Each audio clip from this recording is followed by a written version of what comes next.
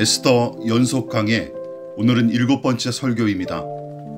오늘 본문은 에스더서 3장 6절부터 15절 말씀, 구약 성경 에스더 3장 6절부터 15절 말씀 봉독하도록 하겠습니다. 그들이 모르드게의 민족을 하만에게 알림으로 하만이 모르드게만 죽이는 것이 부족하다고 생각하고 아수에로의 온 나라에 있는 유다인 곧 모르드게의 민족을 다 멸하고자 하더라. 아수에로 왕 제12년 첫째 달 곧 니산월에 무리가 하만 앞에서 날과 달에 대하여 부르 곧 제비를 뽑아 12째 달 곧 아달월을 얻은지라. 하만이 아수에로 왕에게 아뢰되 한 민족이 왕의 나라 각 지방 백성 중에 흩어져 거하는데 그 법률이 만민의 것과 달라서 왕의 법률을 지키지 아니하오니 용납하는 것이 왕에게 무익하니이다. 왕이 옳게 여기시거든 조서를 내려 그들을 진멸하소서. 내가 은 1만 달란트를 왕의 일을 맡은 자의 손에 맡겨 왕의 금고에 드리리이다 하니 왕이 반지를 손에서 빼어 유다인의 대적 곧 아각 사람 함무다다의 아들 하만에게 주며 이르되 그 은을 내게 주고 그 백성도 그리하노니 너의 소견에 좋을 대로 행하라 하더라. 첫째 달 13일에 왕의 서기관이 소집되어 하만의 명령을 따라 왕의 대신과 각 지방의 관리와 각 민족의 관원에게 아수에로 왕의 이름으로 조서를 쓰되 곧 각 지방의 문자와 각 민족의 언어로 쓰고 왕의 반지로 인치니라. 이에 그 조서를 역졸에게 맡겨 왕의 각 지방에 보내니 12째 달 곧 아달월 13일 하루 동안에 모든 유다인을 젊은이 늙은이 어린이 여인들을 막론하고 죽이고 도륙하고 진멸하고 또 그 재산을 탈취하라 하였고 이 명령을 각 지방에 전하기 위하여 조서의 초본을 모든 민족에게 선포하여 그날을 위하여 준비하게 하라 하였더라.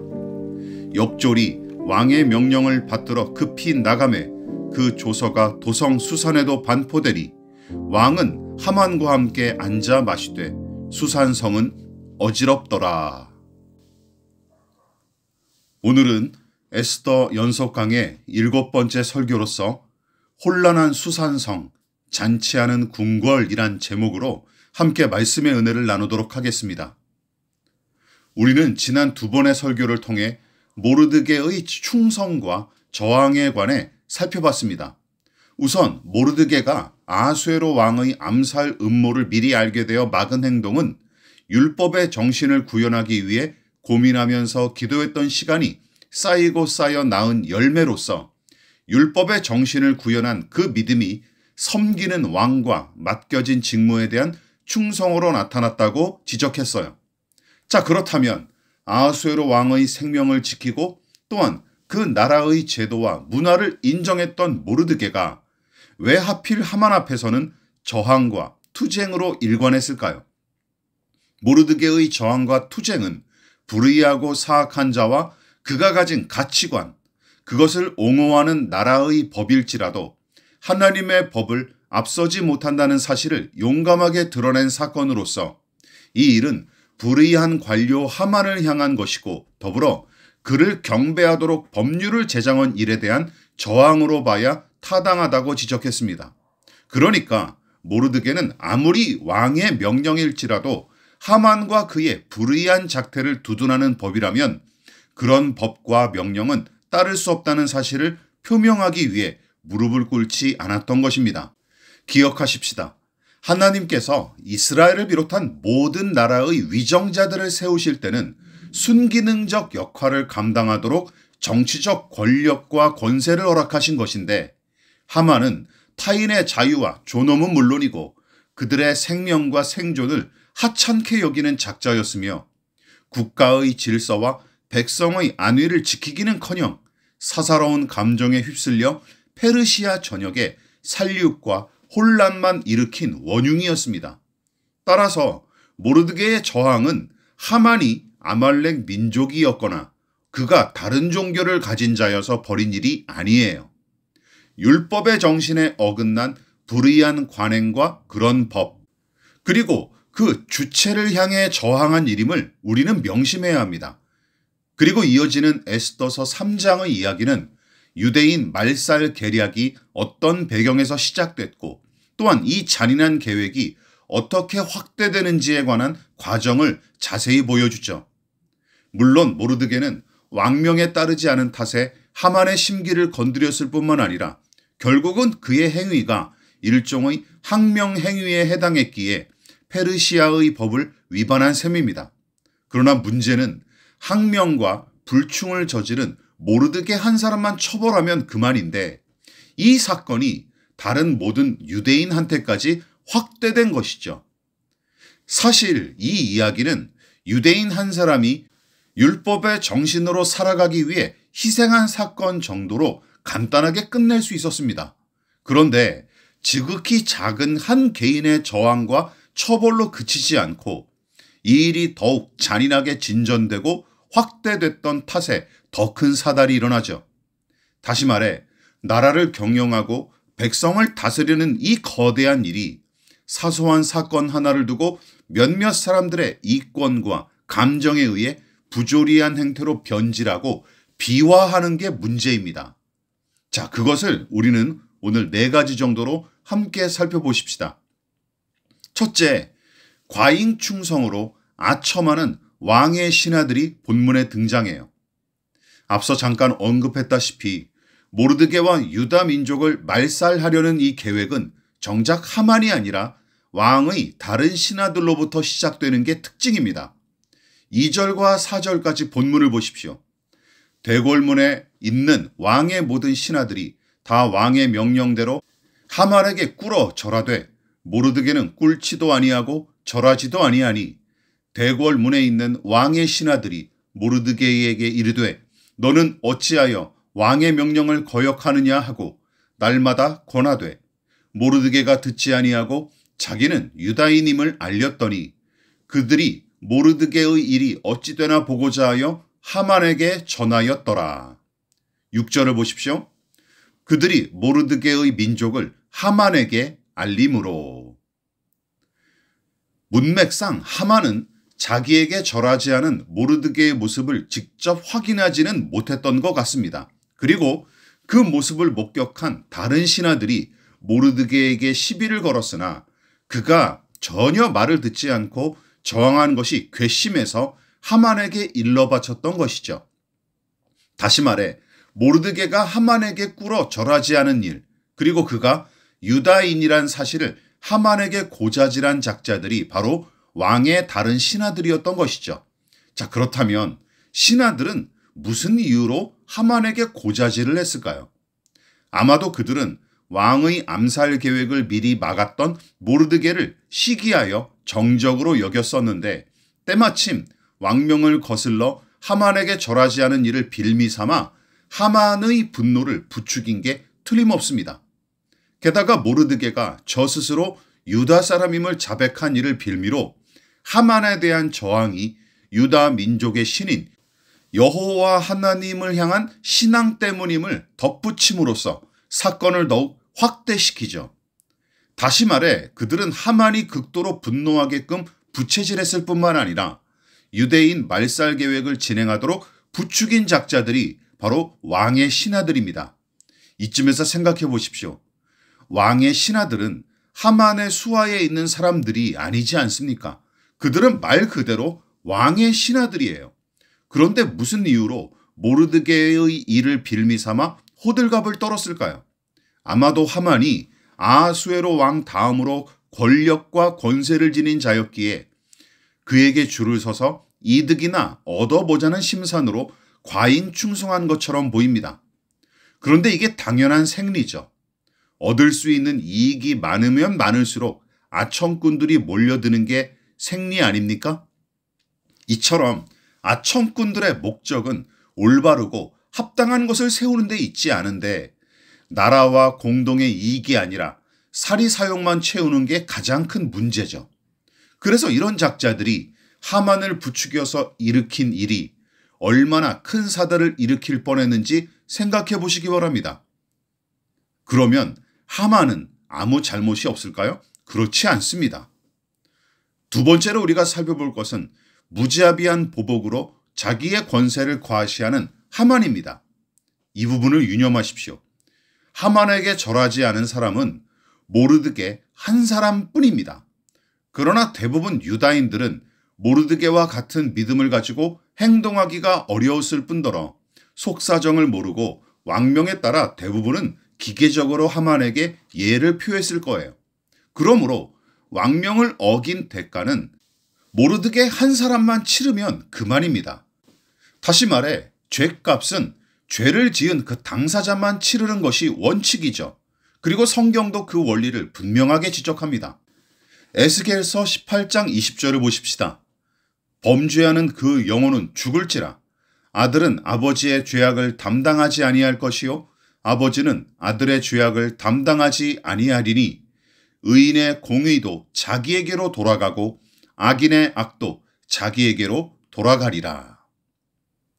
그런데 하만은 이 일반적인 원칙을 크게 벗어나 이 일을 잔인하게 확대하죠. 에스더 3장 6절을 보십시오. 하만이 모르드게만 죽이는 것이 부족하다고 생각하고 아하수에로의 온 나라에 있는 유다인 곧 모르드게의 민족을 다 멸하고자 하더라. 모르드게가 하나님 앞에서는 의롭게 행동했지만 어쨌든 왕이 선포한 법령을 위반한 사실은 분명합니다. 유념하십시오. 하나님의 사람이 불의한 법 앞에서 감내하고 저항할 때 치러야 할 대가가 바로 이러한 것들입니다. 어쨌든 하만은 모르드게 한 사람만 처벌하여 본보기로 삼으면 그만이었죠. 그것이 법률을 엄정하게 시행하는 원리이자 목적입니다. 그런데 하만은 모르드게만이 아니라 모든 유다 사람을 죽이기로 결정합니다. 왕의 신하들이 부추긴 탓도 있겠지만 그에게 절하지 않은 모르드게를 향해 심히 분개한 것은 그만큼 자신의 위신과 권세를 매우 아꼈다는 사실을 방증할 텐데, 그래서 그깟 유대인 한 놈에게 무시당할 만큼 만만한 사람이 아니란 사실을 스스로 증명해내기 위해 유다인 학살 계획을 추진한 거로 보여요. 즉 하만은 저 자신을 너무나 아끼고 사랑하는 만큼, 그리고 꽤 높은 자존심이 상처를 받은 만큼 유대인들의 피 흘림도 그만큼 필요했던 것으로 보입니다. 그래서 하만은 경노하면서 유다 사람들을 말살하기 위한 계략을 세우기 시작한 것은 물론이고 이 끔찍한 계획을 실행할 구체적인 날짜까지 아예 정해버리기에 이릅니다. 그러니까 간신배와 아청꾼들과 함께 이 잔인한 계획을 강력하게 추진하는데 심지어 아하수에로 왕의 의중조차 묻지 않고 제멋대로 유대인 말살 정책을 추진하는 것도 하만이 어떤 성질의 인간인지 여실히 보여주는 증거 중 하나입니다.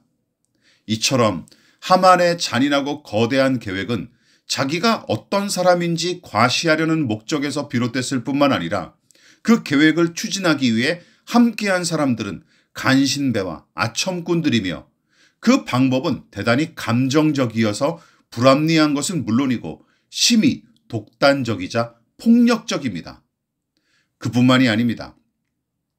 세 번째로 사악한 목표를 이루려고 거짓과 편법을 이용하는 하만의 모습을 엿볼 수 있습니다.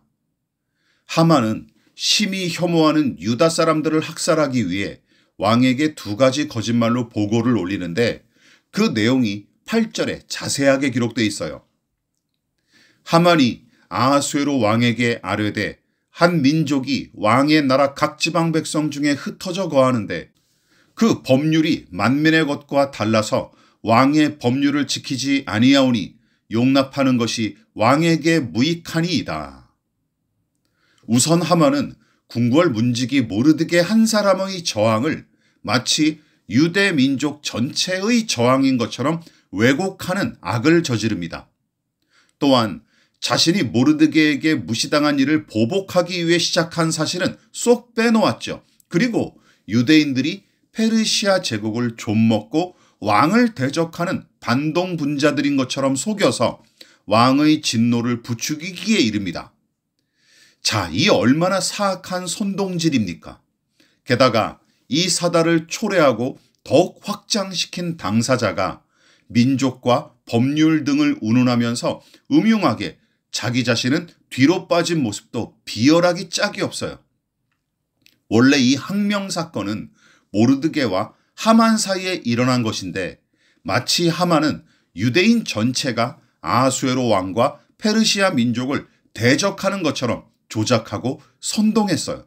게다가 그는 모르드게를 직접 언급하지도 않습니다.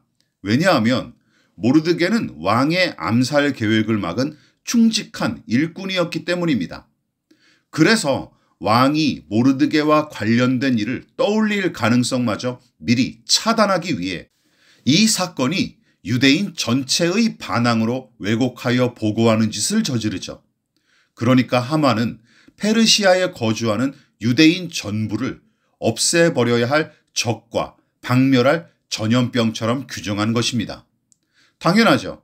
왕과 페르시아 제국의 적이어야만 이 학살 계획을 순탄하게 진행할 수 있었기 때문이죠. 이 얼마나 간사하고 치밀한 인간입니까? 하지만 그 정도에서 그치지 않습니다. 하만은 왕이 유대인 학살 계획을 자연스럽게 허락하게끔 뇌물까지 갖다 바칩니다. 9절을 보십시다. 왕이 옳게 여기시거든 조서를 내려 그들을 진멸하소서. 내가 은 1만 달란트를 왕의 일에 맡은 자의 손에 맡겨 왕의 금고에 드리리이다 하니. 아하수에로 왕은 반역과 혼란의 원흉인 유대인들을 앞장서서 처벌하겠다는 하만을 기특하게 생각했을 뿐더러 엄청난 양의 은까지 바치는 그의 정성을 매우 갸륵하게 여겨서 그의 뜻대로 진행하도록 허락합니다. 이쯤에서 생각해 보십시오. 만일 왕에게 전후 사정과 맥락을 정확히 알렸다면 과연 아하수에로가 이 일을 허락했을까요? 따라서 하만이 거짓말로 조작하고 뇌물을 바치기까지 이 유대인 말살을 추진한 것은 이 일 자체의 그릇됨과 부당함을 도리어 방증할 뿐입니다. 즉, 불의하게 계획된 일이었기에 하만은 조작하고 뇌물까지 쓴 것이죠. 자, 어쨌든 학살 계획은 승인을 받고 왕궁 안에서는 두 사람만을 위한 잔치가 벌어집니다. 이것이 우리가 네 번째로 살펴봐야 될 주제이죠. 백성의 안위와 관계없는 두 사람만의 잔치 말입니다. 에스더 3장의 마지막 부분이 특히 인상적입니다. 신하들의 고자질과 하만의 지나친 분노가 키운 이 비극은 제국 전체에 전염병처럼 퍼져 혼란을 야기시킵니다. 어제의 이웃이 오늘은 가해자와 피해자로, 원수와 적으로 뒤바뀌는 일이 벌어져 아비규환이 됐을 텐데 왕과 하만은 전혀 아랑곳하지 않고 축배를 들고 있었을 뿐이었습니다. 15절을 보십시오. 역졸이 왕의 명령을 받들어 급히 나가매 그 조서가 도성 수산에도 반포되니 왕은 하만과 함께 앉아 마시되 수산성은 어지럽더라. 정치 권력이 얼마나 탐욕스럽고 사악하게 작용할 수 있는지 적나라하게 보여주는 구절이 바로 이 15절입니다. 유대인 말살을 시행하라 하는 왕의 조서가 발표된 직후 수산성의 모든 백성은 아비규환에 빠져 고통당하고 있는데 오히려 이 끔찍한 일을 계획하고 추진한 위정자들은 그들만의 잔치를 벌이며 즐거워하고 있습니다. 수많은 사람이 생명을 잃고 온 나라가 이 문제로 갈등과 분열로 혼란에 빠져 있으나 정작 위정자들은 딴 세상에 사는 사람들처럼 자기들끼리 편안하게 즐길 뿐이었죠. 즉 아하수에로와 하만은 그들을 반대하는 정적과 쓸모없는 불순분자들을 처리함으로써 무리 없이 권력을 유지한다는 생각만으로 충분히 만족했었고 자국민의 혼란과 유대인들의 고통 따위는 안중에도 없었습니다. 오늘날도 마찬가지지만 위정자들에게 백성과 국민은 그저 자기들의 권력을 유지하는 데 필요한 소모품에 불과하고 나라와 민족을 위한다는 대의명분 같은 것은 백성의 환심을 살 때만 필요할 뿐 결국은 권력을 유지하고 이익을 얻기 위한 수단, 그 이상도 그 이하도 아닙니다. 그러므로 정치 권력이 고상하고 위대한 일을 감당하는 것 같지만 정작은 온갖 부패와 폭력의 온상으로 전락하기 일쑤죠. 이처럼 본문은 하나님과 율법의 정신을 등지고 죄인의 생리에 편승한 정치 권력, 그것의 더러움과 부조리와 폭력성을 적나라하게 고발하고 있습니다. 말씀을 마무리하도록 하겠습니다. 에스더 3장은 하만과 왕의 신하들, 그리고 아하수에로 왕의 이야기를 통해 정치와 권력이 어떻게 하나님과 그분의 뜻을 대적하는지, 또한 죄인의 타락한 생리가 높은 지위와 강력한 권력과 짝했을 때 얼마나 잔인하고 끔찍한 일을 저지르는지 여실히 폭로하고 있습니다. 그러므로 정치 권력과 위정자들에게 맹목적으로 복종하도록 가르치는 것 자체가 매우 부당하고 저급한 행태일 뿐만 아니라 성경과도 거리가 먼 이단적인 가르침임을 명심하십시오. 따라서 누군가 국가 권력에 대한 맹종을 요구한다면 그것은 이념과 정치 색깔은 물론이고 특정한 인물을 하나님과 성경의 권위보다 더 우월하게 여기는 우상숭배에 불과합니다. 따라서 무조건 우러르거나 맹목적으로 따라야 할 사람이나 이념이란 존재하지 않습니다. 아하수에로 왕과 하만, 왕의 신하들이 잔뜩 버려놓은 이 일을 보십시오. 마귀적이란 말이 여기에 딱 어울리지 않습니까? 당연하죠.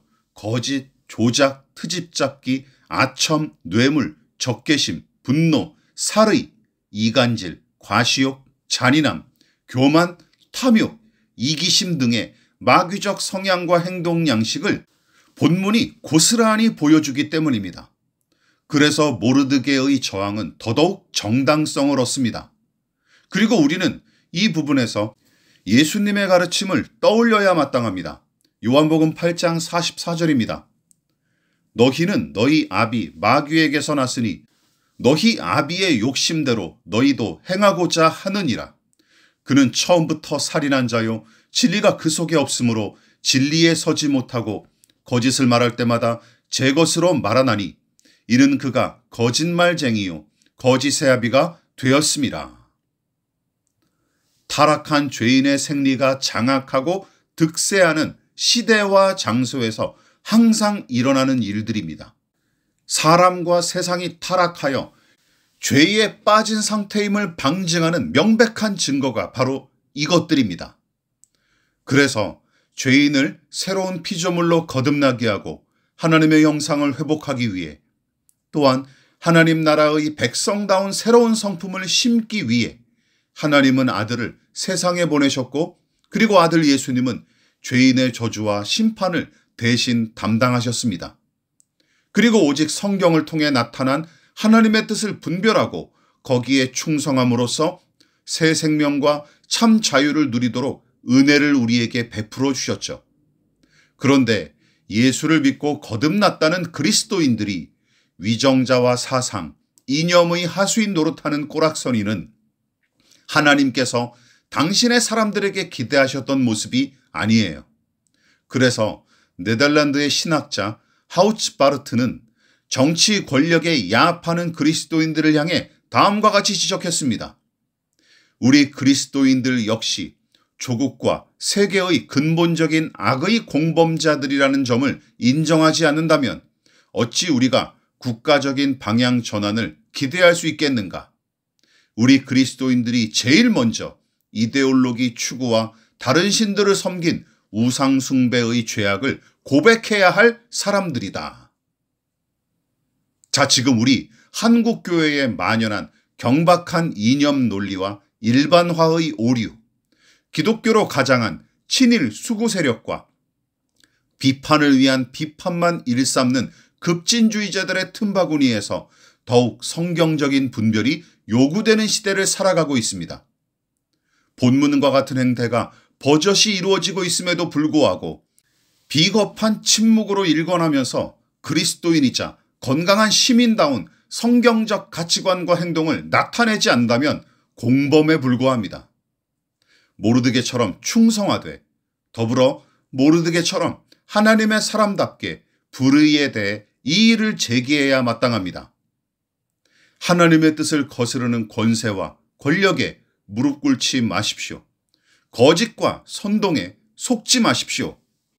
법과 원칙과 상식과 복음의 정신이 무엇인지 생각하십시다.